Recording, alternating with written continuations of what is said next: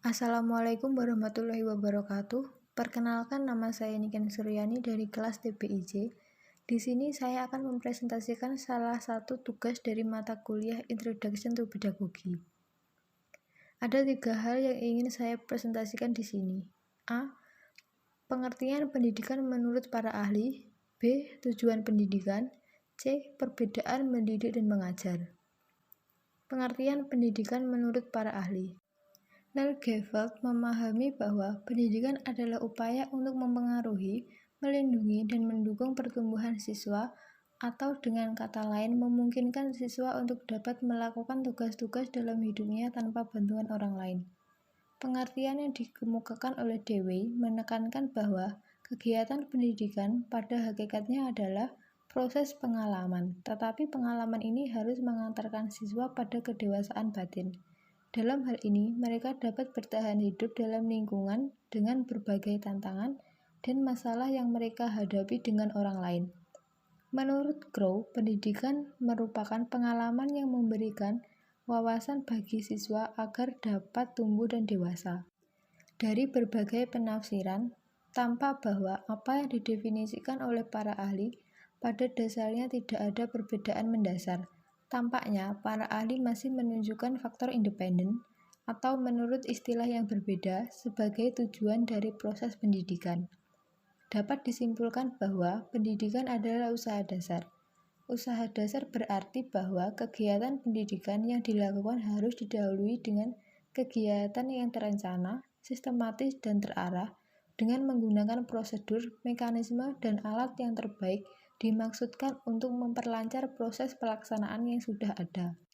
Tujuan pendidikan. Tujuan Pendidikan Nasional Indonesia berdasarkan Undang-Undang Nomor 20 Tahun 2003, yaitu pendidikan ditempuh mulai dari manusia apa adanya atau realisasi dengan mempertimbangkan perbedaan kemampuan sebagaimana adanya atau potensi, dan bekerja untuk mewujudkan anak yang seharusnya menjadi apa yang diinginkan atau idealisme.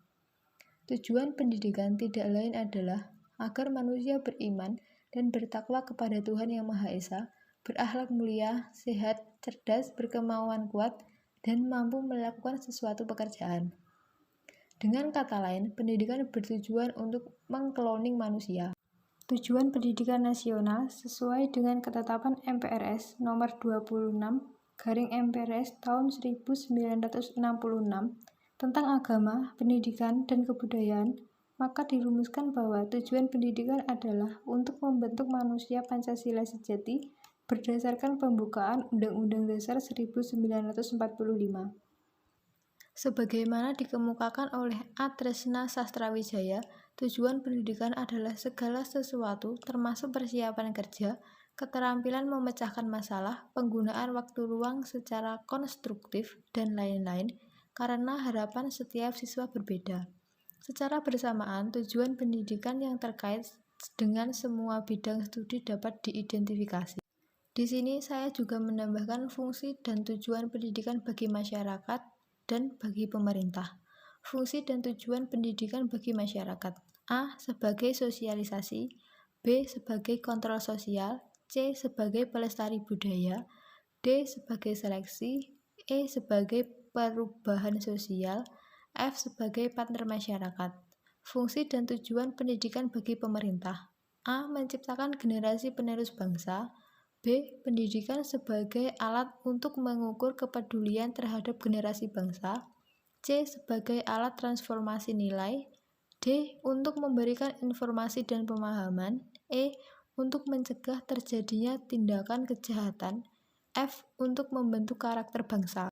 Perbedaan mendidik dan mengajar. Pada hakikatnya, mengajar dan mendidik tidak ada perbedaan yang tegas. Tidak akan mungkin orang mengajar tanpa mendidik. Dalam kehidupan sehari-hari, kita sering mendengar mengajar atau diajar, yang sebenarnya berarti pula mendidik atau dididik. Di samping itu, ada pula yang mengatakan perbedaan mengajar dan mendidik. Mengajar adalah memberikan pengetahuan atau melatih kecakapan atau keterampilan kepada anak-anak. Jadi, dengan pengajaran, guru berusaha membentuk kecerdasan dan ketangkasan anak. Sedangkan yang dimaksud dengan mendidik adalah membentuk budi pekerti atau watak peserta didik. Sekian presentasi dari saya. Jika ada kurang lebihnya saya mohon maaf. Terima kasih. Wassalamualaikum warahmatullahi wabarakatuh.